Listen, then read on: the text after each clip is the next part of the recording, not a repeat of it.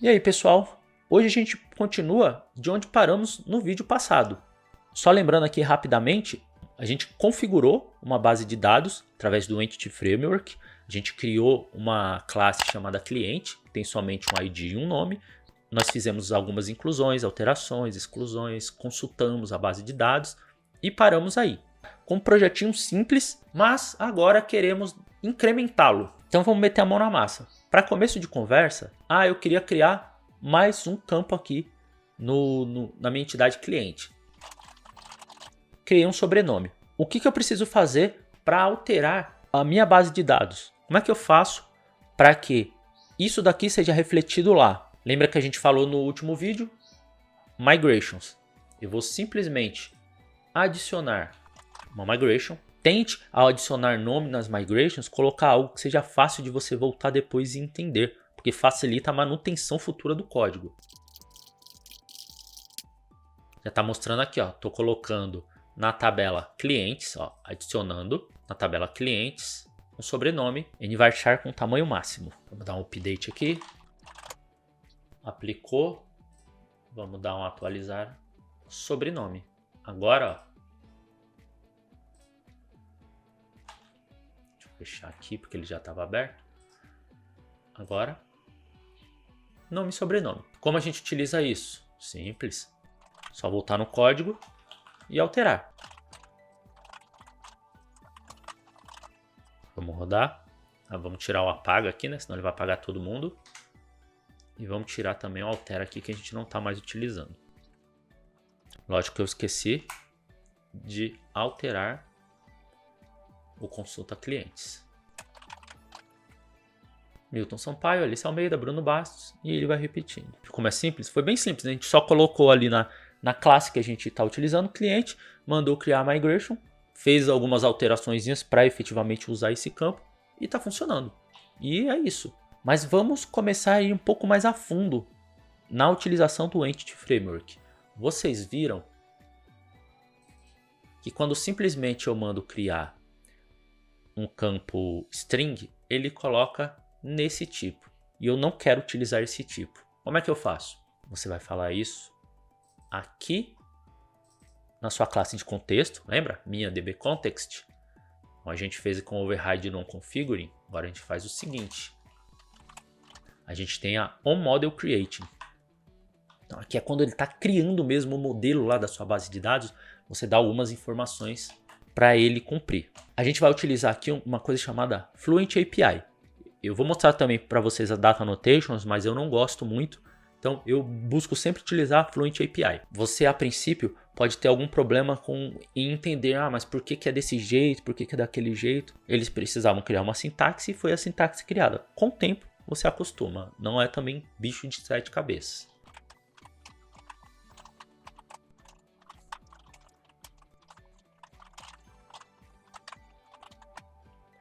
Vamos lá. Então eu falei que nesse Model Builder aqui, que representa o modelo da minha base, pegue a entidade chamada cliente, que é ela que a gente está alterando, e nas suas propriedades, pegue a propriedade chamada nome. Isso aqui é uma estrutura de um lambda que é simples. O que ele recebe aqui vai ser sempre a entidade que você está utilizando. Então, como é cliente, eu coloquei um C aqui para ficar mais fácil. Poderia ser qualquer coisa. Poderia ser um A, poderia ser um X, poderia ser um nome, a atenção, cliente. Mas como isso aqui é feito para ficar mesmo de forma mais compacta, a gente geralmente pega a primeira letra ali do que está recebendo no lambda. Então C.nome, ou seja, a propriedade nome é que eu estou alterando. E eu estou indicando ao Entity Framework, olha, ela tem um tipo, essa coluna é de um tipo, varchar. Varchar é o nome que utiliza-se lá no SQL. E quero que o tamanho máximo seja 100. Só isso. Se eu colocar agora, para refletir no banco de dados, como sempre, migration. Não necessariamente você precisa colocar tudo aqui que está fazendo, porque às vezes você vai fazer mais de uma coisa. Mas como eu disse no outro vídeo, a ideia é sempre a gente colocar nomes que descrevam o que a gente está fazendo. Aqui no nome da migration, nem sempre você vai incluir tudo, mas sempre que puder, como eu já falei, deixa um nome que seja mais inteligível ali na frente quando precisar uma manutenção. ele já está colocando aqui, ó, alterar coluna, né? Vai ser um varchar de 100. O antigo era um n varchar do tamanho máximo. Sempre preste muita atenção, principalmente em alterações de coluna, porque você pode aí perder informações. O que eu quero dizer com isso? Vamos dizer que isso aqui já estivesse em produção. Alguém já utilizou o nosso sistema para colocar um nome que seja maior que 100.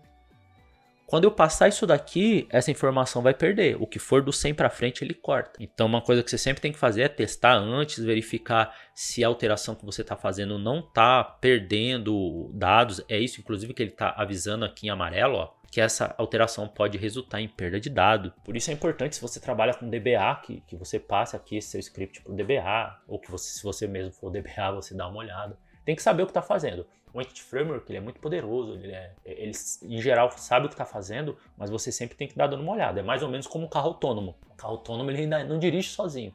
Ele está ali dirigindo sozinho, mas você tem que estar de olho para qualquer eventualidade.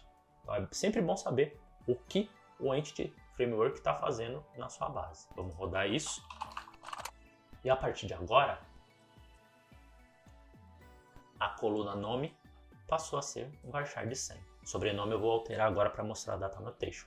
Mas repare que ele mudou. Vamos fechar aqui. A data annotation a gente utiliza na própria classe. Posso simplesmente vir aqui e vamos adicionar aqui a referência.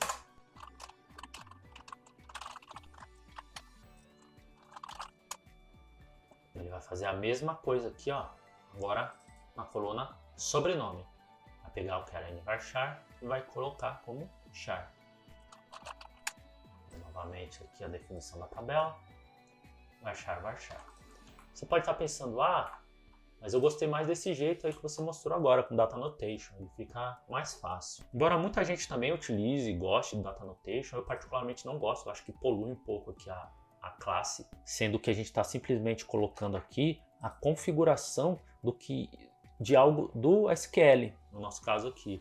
Não há, eu particularmente não gosto, então, porque eu acho que não deveria estar aqui. Eu prefiro a Fluent API, até porque a Fluent API a gente vai precisar também alterar outras coisas, já vai ter que utilizar ela. Mas tá aí, Data Annotation funciona, é algo utilizado, não precisa, vamos dizer assim, ter vergonha de utilizar. Se quiser, fica à vontade. No fim, neste caso aqui, serve para a mesma coisa. Tanto a Data Annotation quanto a Fluent API vão fazer o mesmo tipo de alteração. Pode ver que a Migration ela é exatamente igual, tanto com um jeito quanto do outro jeito. Vamos lá, próximo passo. A gente vai criar agora relacionamento. A gente vai criar uma outra tabela relacionada com a primeira tabela e o Entity Framework vai cuidar para a gente de toda a burocracia, vamos chamar assim, para esse relacionamento. Eu vou criar aqui uma classe chamada pedido que possui valor. Então todo cliente vai ter um pedido. Existem algumas formas pelas quais eu posso fazer o relacionamento. Lembra, o Entity Framework ele trabalha com convenção. No nosso caso aqui de relacionamento, ele te dá várias convenções. Se você utilizar assim, eu entendo. Se você utilizar assado, eu também entendo. Um jeito simples você vem aqui na tabela pai, vamos chamar assim, a gente tem cliente. O cliente tem vários pedidos, que seriam os filhos. Eu informei, olha, o cliente pode ter uma lista de pedidos anexada a ele. Só isso aqui já é o suficiente para o Entity saber, olha, ele tem pedidos aqui, eu tenho uma classe pedidos ali, eu preciso fazer a tabela e isso é um relacionamento. A gente só precisa falar para o Entity que isso também é uma tabela chamada pedidos e criar a migration. Olha o que ele fez para a gente. Ele criou realmente criou a tabela pedidos e incluiu para a gente aqui um cliente ID. Repare que a gente não criou essa coluna. Eu poderia até ter criado para facilitar a minha vida quando eu estiver mexendo com pedido e eu mexer ali com o ID do cliente, mas eu não criei. Pedido tem só o ID dela mesmo, né, da tabela pedido e um valor. O próprio Entity faz isso para mim ali por debaixo dos panos. Ele sabe que a gente vai precisar de um ID de cliente e já configura aqui o relacionamento. Ele está dizendo aqui, cria para mim esse relacionamento entre a tabela pedidos e a tabela cliente, lá na tabela cliente vai ser ID, aqui na tabela pedido vai ser cliente ID e um não pode estar sem o outro. Uma coisa muito importante de vocês checarem também é isso aqui, ó. Como que vai funcionar no momento de se apagar o pai?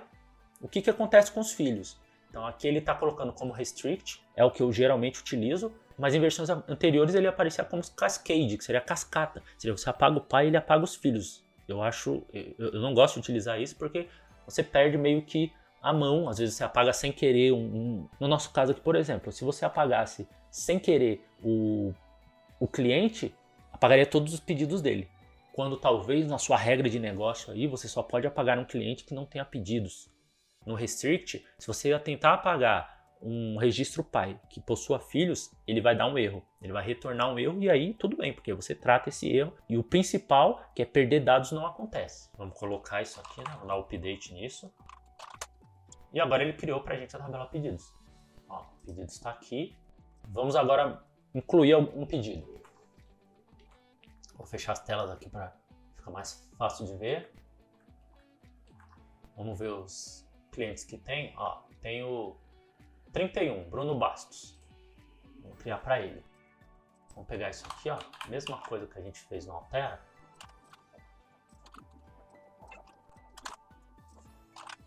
Agora ele vai achar o cliente 31. Lógico que na produção você deveria fazer igual você fez ali no Atualiza. Verificar se realmente existe esse cliente, se não é nulo e tal. Mas aqui para ser mais rápido vamos dessa forma. Simplesmente cliente, ó, já aparece ali pedidos. E você pode adicionar um novo pedido aqui nesse cliente. Novo pedido. E você tem ali o valor. O ID a gente não utiliza, né? Por motivos que a gente já conversou. Valor igual 123.45. Vou colocar o M aqui para ele saber que é um decimal. Vamos colocar outro pedido. 5, 6, 7, 8, 9. Vamos rodar. Esse erro aqui, ele acontece porque a gente não inicializou o pedidos do cliente. O que isso quer dizer? O meu erro foi aqui, ó. Eu coloquei uma lista de pedidos, mas o lista de qualquer coisa, ele não é iniciado simplesmente quando a gente coloca aqui. Ele não dá o valor padrão dele é nulo. E aí quando eu tentar adicionar um pedido aqui, ele vai dar nulo. Diferente, por exemplo, da string nome ou de um ID. O ID, por ser integer, o valor padrão dele inicial é 0. O nome seria uma string vazia.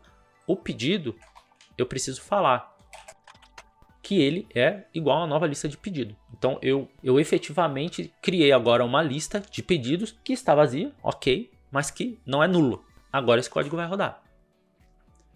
Ele executou. A gente pode vir aqui nos pedidos, ó. Agora olha que interessante. Ele já preencheu aquela coluna que ele criou por debaixo dos panos, a cliente ID, com o ID do cliente que eu utilizei. Eu não precisei informar. Como eu coloquei o pedido dentro do cliente 31, ele já sabe que aquele pedido é do 31 e faz todo o relacionamento para mim e preenche a coluna certinha do jeito que eu precisava. Perfeito. Eu poderia também, para facilitar a minha vida, porque pode ser em algum momento que eu esteja, vamos dizer, criando uma tela que olha os pedidos, não foque tanto no cliente. Ah, mas do pedido eu queria chegar no cliente. Você pode simplesmente colocar uma referência ao cliente aqui para acessar ele de forma mais fácil. Veja que isso não é necessário para o entity em si. Vê que ele soube ali fazer o relacionamento e preencher na tabela de pedido a qual cliente ele faz referência. É mais para uma facilidade nossa, porque a gente vai estar utilizando aqui, ó, vou dar um exemplo. Eu poderia, vamos dizer, em uma outra tela, tá procurando um pedido. Então eu quis achar o pedido 1. E aí eu quero verificar no pedido 1 qual que é o cliente que fez aquele pedido. Eu não tenho informação aqui, porque o cliente ID ele criou para mim por debaixo dos panos, tá só na base de dados. E aqui eu não tenho uma referência. Como que eu vou achar um pedido, o cliente desse pedido? Então, para facilitar isso, você pode simplesmente vir aqui. E agora eu tenho acesso ao cliente. Eu vou mostrar agora para vocês a utilização de link junto com o Entity Framework, porque ficar simplesmente buscando pelo find, você vai ter que buscar somente, por exemplo, a chave primária. Isso não é interessante se você quiser procurar o cliente pelo nome. Então vamos fazer algumas alterações aqui. Então vamos lá no consulta clientes. Para quem já mexeu com SQL, já conhece aqui esse where. É a mesma coisa. Ele vai buscar os clientes onde determinada condição seja verdadeira. Aqui a gente só precisa colocar a referência para o link. Ele já pôs lá em cima, então já posso utilizar. E vou falar cujo cliente nome seja igual a algo que eu queira. Como isso aqui me traria um conjunto de clientes, no caso que só tem uma lista, mas poderia ter mais, então ele já está preparado para trazer um conjunto, eu preciso dizer que eu quero um só. No caso aqui, first or the full, que ele vai trazer o primeiro, se achar algum, a lista, ele vai trazer o primeiro que ele trouxer, ou o default, que seria o padrão, que seria um nulo, e esse cliente vai ser esse resultado que ele encontrou. Vou tirar o consulta clientes aqui, para não confundir a gente, isso também não precisa. Eu vou simplesmente imprimir aqui.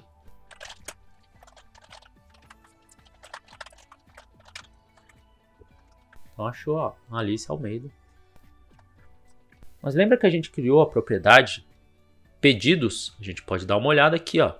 Já utilizar aqui diretamente. E posso utilizar esse count aqui. Ele já vai contar para mim quantos pedidos tem. Vamos dizer que eu queira somente saber quantos pedidos tem. E aqui a gente vai ver algo interessante. Pedido 0 da Alice. Até aí, tudo certo. Mas lembra que nós criamos alguns pedidos? Foi para o 31. Vamos pedir esse 31 aí. Posso simplesmente alterar aqui, ó. E agora eu quero procurar por ID. Vamos ver o que vai acontecer. O 31 é o Bruno Bastos. Mas olha só os pedidos que nós tínhamos visto lá. Tinham 2. Aqui vem 0. Isso acontece porque o Entity ele não carrega tudo de uma vez. Poderia ser que simplesmente eu estivesse aqui olhando o cliente em si, queria pegar algumas informações, nome, sobrenome, não preciso saber do pedido.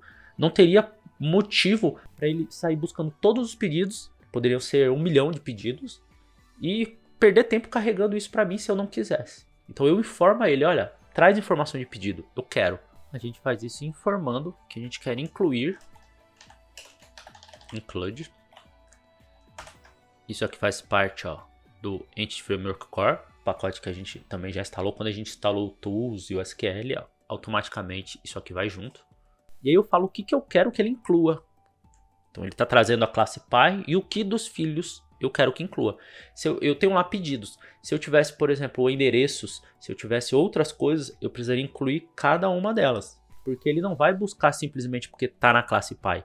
Ele vai buscar quando eu mando ele buscar, que é para poupar recursos. Então do cliente eu quero pedidos. Vamos rodar o mesmo código. Agora eu sei que o Bruno Bastos tem 2 pedidos. Perfeito. Agora digamos que nós estamos em outra tela, onde o foco não é tanto o cliente. Nós estamos olhando uma tela de pedidos. E aí eu puxo um determinado pedido e gostaria de saber de qual cliente é esse pedido.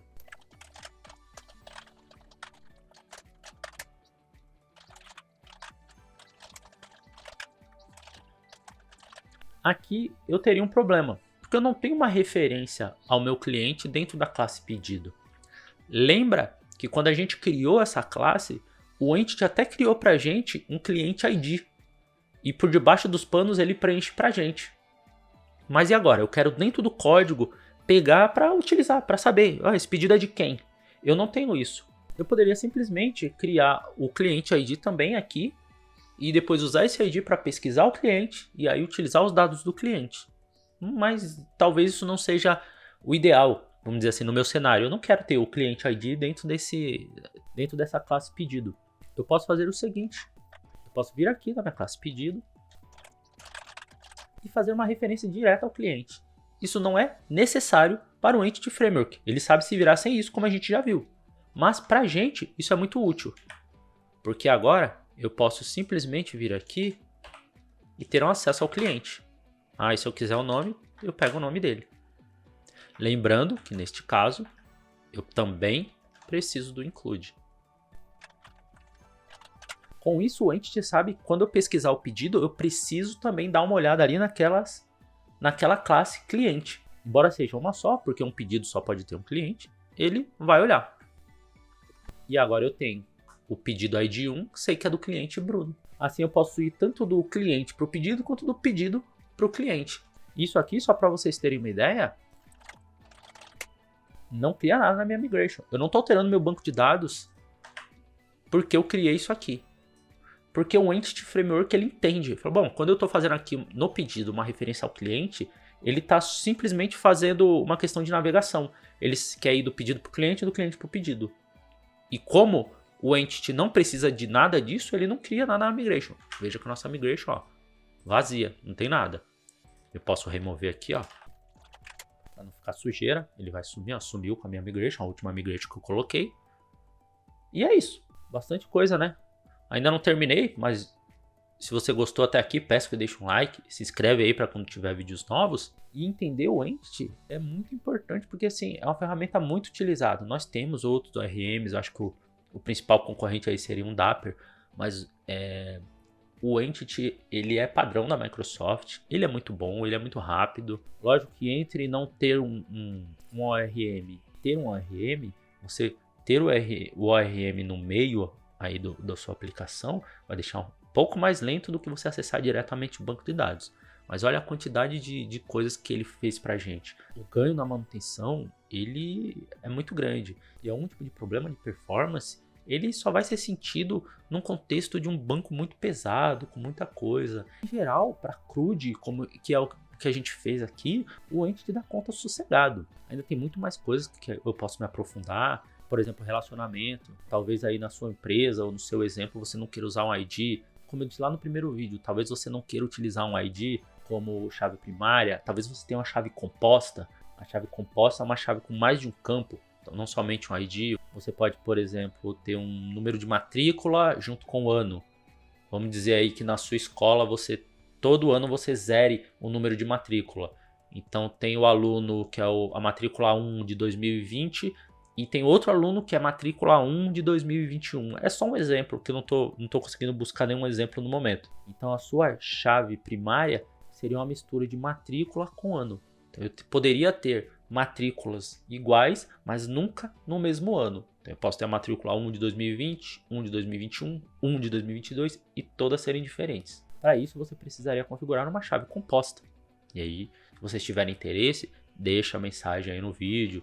Eu posso fazer uma com esse tipo de relacionamento. A gente viu aqui o relacionamento um para muitos, mas eu posso fazer um relacionamento um para um. Eu posso fazer um relacionamento muitos para muitos. Isso também é muito interessante. Muita gente se complica com esse exemplo, mas é uma coisa que o Entity Framework trabalha para a gente de forma muito simples, principalmente nas novas versões do Entity. E é isso, acho que foi bastante informação.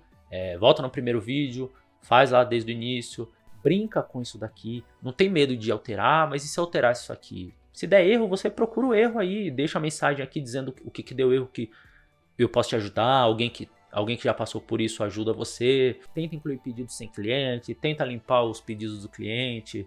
Brinca, simplesmente vai fazendo o teste. Se eu fizer isso, será que eu pego o erro? Se der erro, não é problema, na verdade é um aprendizado. Porque se der erro, você tem que descobrir por que deu erro. Por que isso aqui não funciona? E se eu quiser fazer tal coisa de outro jeito, será que funciona também? Você vai perceber que o Entity, ele te dá N formas de fazer a mesma coisa. Por exemplo, a Data Annotation e a Fluent API. Eu utilizei os dois para fazer a mesma coisa. E aí você, eu gosto mais de um, gosto mais de outro, posso fazer um mix. Aí vai de cada um, vai da experiência que você vai adquirindo ao longo do tempo. Legal? Então por hoje é isso. Espero que tenham gostado. Vejo vocês no próximo código.